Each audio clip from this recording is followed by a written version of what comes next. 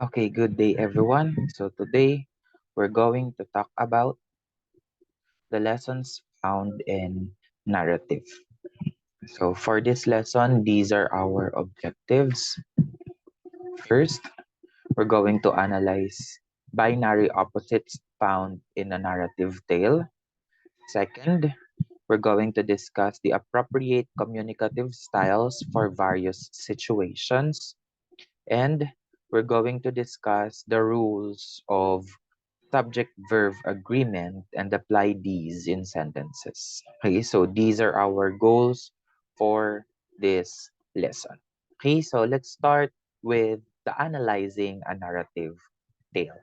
So one of the strategies that we may use whenever we are analyzing a narrative tale is by identifying the binary opposites, okay, or the binary forces or oppositions in our text. So binary opposites or the opposing forces of nature that can be seen in the narrative tale. So binary opposites could be good versus bad, fortune versus misfortune, ignorance versus awareness, life versus death, and change versus choice. Okay, so those are the common binary opposites that you will encounter when you are reading a text. So the thing that you will do when identifying the binary opposites of a certain text is just to identify uh, among your characters who among them are in the side of the good, who among them are bad, okay, and you will identify the privileges given to each side of uh, the story or to each side of the characters. Okay, so you will just identify if ever um, poor versus rich will be having a clash given the privileges, who among them will win the clash or the fight. Okay, so that's one of the basic strategies that we may use whenever we are analyzing a narrative tale. So you're going to identify the binary opposites and then what are the privileges given to each character and how do these privileges help them to somehow um, win or somehow being victorious on the story that you are analyzing. Okay, so that is binary opposites, and that's one of the strategies that you may use when analyzing a narrative tale. So next, are using appropriate communicative styles for various situations. So you may use these communicative styles if ever you are engaging in different situations or in different contexts. Okay, so communicative styles are ways of communicating with the people around us or the people around the speaker. So communicative style varies depending on the situation and the people we are talking to. So meaning if ever you will be talking to your friends, or you will be talking to your family members or to your teachers, your classmates, or even a stranger, there is a certain communicative style that we may use on those given situations. Okay, and these are the following communicative styles that you may use. So first is the assertive style. So assertive communication is born of high self-esteem. Okay, so meaning it is somehow self-centered. Okay, so it is the healthiest and the most effective style of communication. So the sweet spot being too aggressive and too possessive. So meaning you are uh, in the middle of being an aggressive communicator wherein you keep on talking, okay, you keep on uh, pushing your topic, you keep on inserting your topic during the communication process. Okay, and you are between too aggressive and too passive. So from being the center of the communication process to being just a listener. Okay, so being assertive style is between that two styles or communicative style. So you have the characteristic of being aggressive, so meaning you are somehow starting the communication and you also listen, okay, or you also stop when you need to. So that is the assertive style.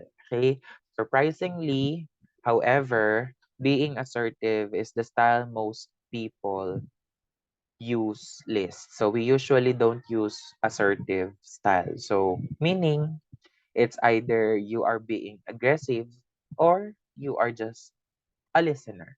Okay? So that is assertive style. You have the balance of being talkative and being a listener.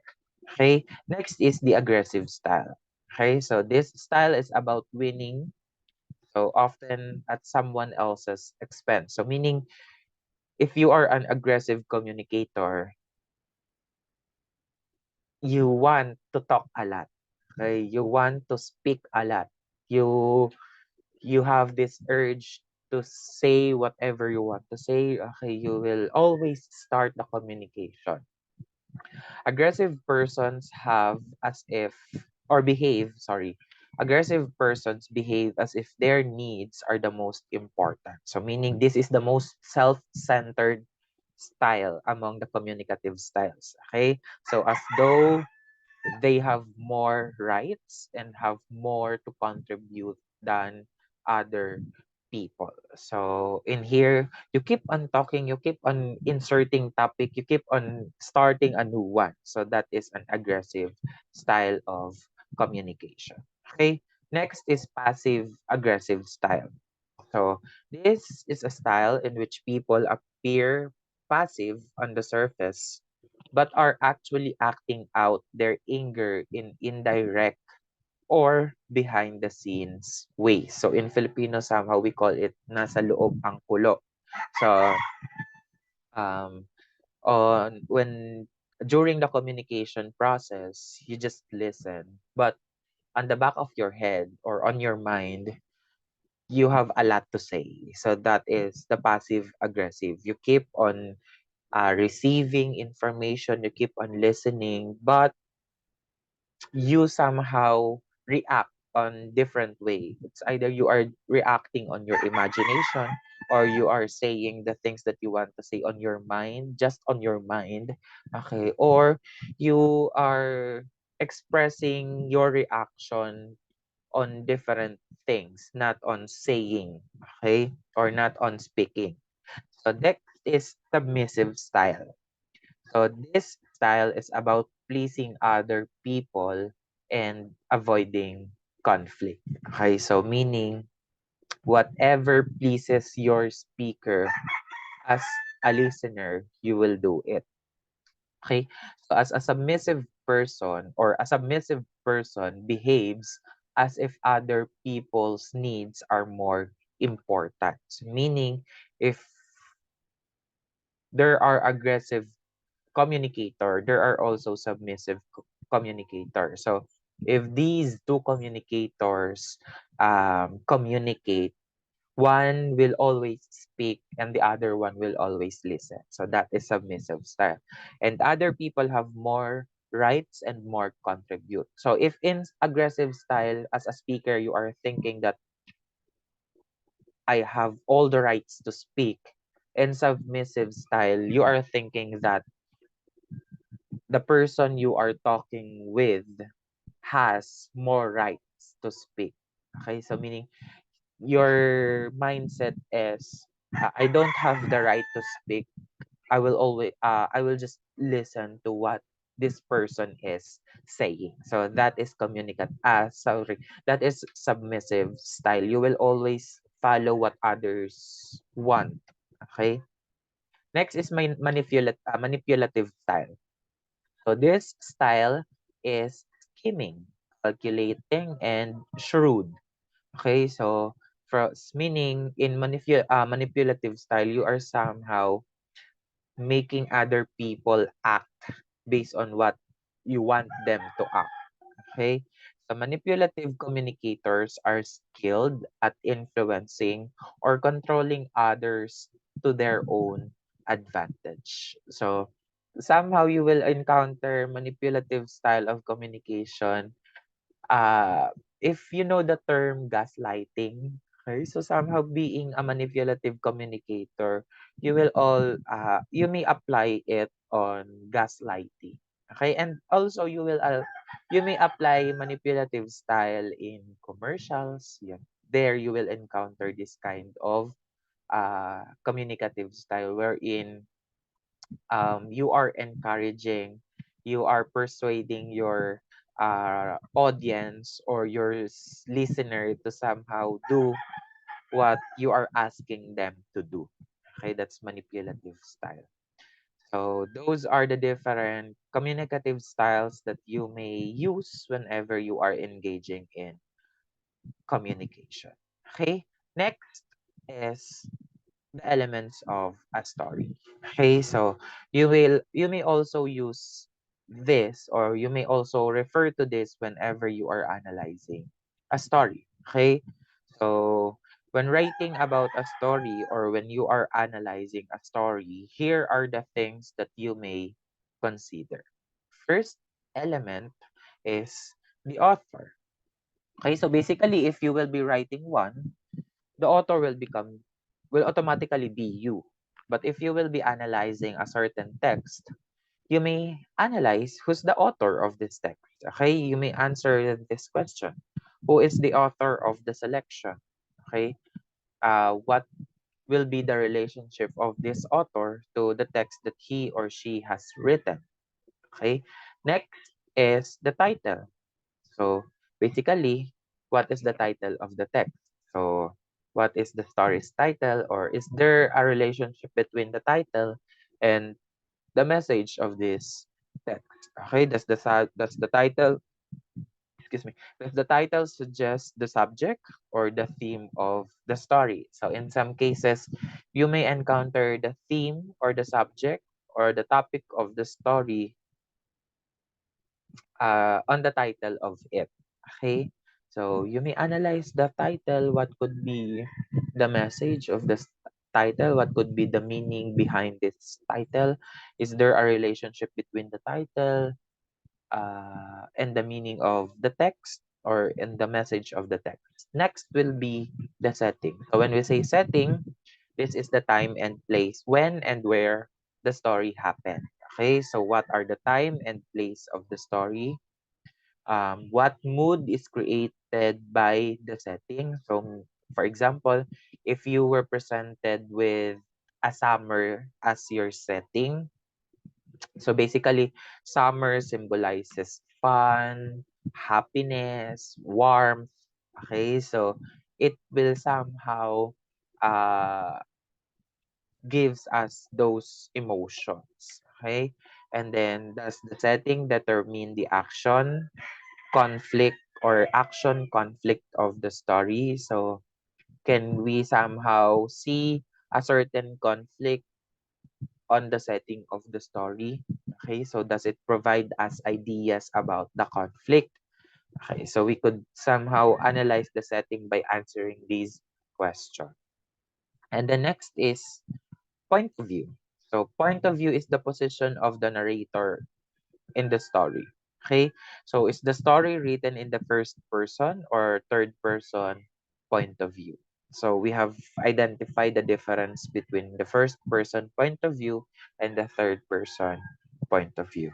So is the narrator limited or omniscient? So basically, you may answer this question if the text is written in the third person point of view. When we say third person limited point of view, the narrator could only tell the actions of the characters. Okay, he or she is limited to their actions and physical appearance. On the other hand, when we say third person omniscient, the narrator can tell the emotions, the imagination, the thoughts, the ideas, the feelings of our characters. So aside from their physical appearance, aside from their actions, the narrator can also tell their inner thoughts. Okay, so that's their difference. Okay, in limited, you are focusing on the external factors that our characters do. In omniscient, you can also tell their internal thoughts or their internal aspects. So meaning their emotions and thoughts can also be told by the narrator. Okay, so that's for point of view. Next is the central conflict. So what is the central conflict or struggle of the story? Okay, so is this conflict internal or external? So when we say internal conflict, the conflict is man versus himself. So meaning our character is having conflict within or problem within himself. Okay, so it's either A is having hard time to decide or the character is having identity crisis. Okay, that's internal conflict. On the other hand, when we say external conflict, we could analyze the story by identifying, is that conflict between two people or man versus man? Okay, so meaning we have physical fight between the protagonist and then the antagonist, or is this internal conflict between a person and nature? Okay, so for example, uh the character is in the middle of the storm or in the middle of the typhoon. Yeah, so that's person or man versus nature. Or is it between a person and the society? So meaning the character or the, the protagonist is against a certain law, a certain tradition, a certain belief. That's person or man versus society. Or is it a a conflict between a person and the supernatural forces, like for example man versus fate or destiny? So you are against the will of you are against your destiny. You don't want to follow what is being destined for you. Or is it man versus God or man versus supernatural beings like monsters or uh, creatures that are not existing in the real world? So that's man versus supernatural forces. Or is it man versus technology? Okay, so those are the different conflicts that we may encounter when we are analyzing a certain story. Next is plot. Okay, so plot is the series or the arrangement of events in the story. So what are the major events in the story? Okay, what are the events that lead us to the conclusion of it? So what happens in the introduction? So basically in here you will encounter the major characters of the story. You will encounter the setting. Okay, so what is the inciting event or what is the inciting incident? An inciting incident is a certain situation that requires the characters to act, and it will lead us to several problems. Okay, that's inciting incident. And then what happens during the development? Okay, so as the problems arise, what are the actions of our characters? Next, what is the climax of the story? What is the most interesting part? What is the most exciting part of the story? And then what special plot devices are used in the story? Or does the author use flashback? Or does the author use foreshadowing? Or are we given hints of what will happen in the future? Okay. Or does the author use en media res? When we say in media res, the story starts at the middle of it.